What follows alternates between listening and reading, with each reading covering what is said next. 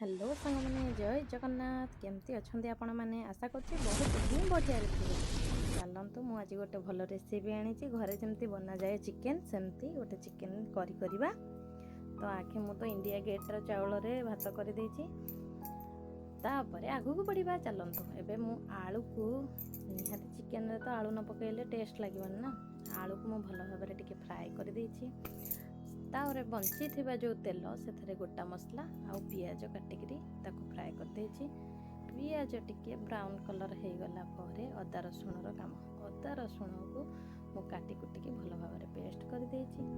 ताको कौन करछि ना पियाज ब्राउन हो गला परे पेस्ट को पकेछि ताको पुणी एपट सेपट करके भाजी नहीं टिके अदा रसुण हो आसला परे से टमाटो तापर सी टिके हो गला परे एबे जीरा गुंड धनिया गुंड चिकेन मसला काश्मीरी चिल्ली कस्तूरी मेथी बीट लुण हल्दी ताकू भल भाव एपट सेपट करके टिके फ्राए कर देछि।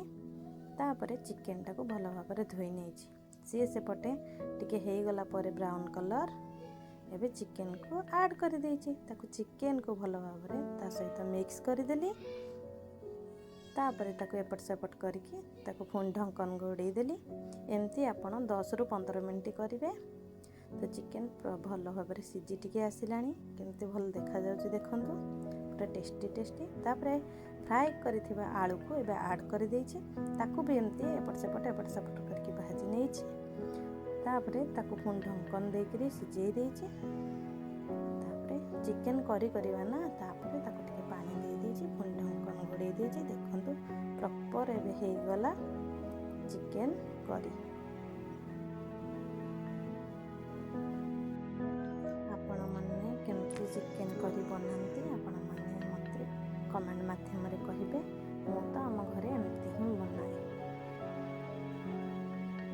लास्ट रे धनिया पत्ता गरम मसला ताको ऐड कर नहीं देखो चिकेन भारी सुंदर देखा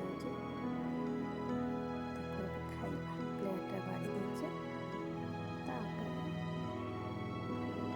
फौजी साहब को भात और चिकेन कर देचे से खाई के कहबे केते टेस्ट होछि। आ आपण माने वीडियो भी देखि जानि परिथिबे जे मु चिकेन में कोन कोन सब इंग्रेडिएंट्स ऐड करछि आ चिकेन तरकारीटा आपको केमते लागिला वीडियो माध्यम कमेंट माध्यम रे कहबे।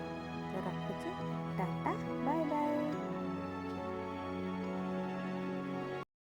फुटो ठीक है देखिए देखिएगा और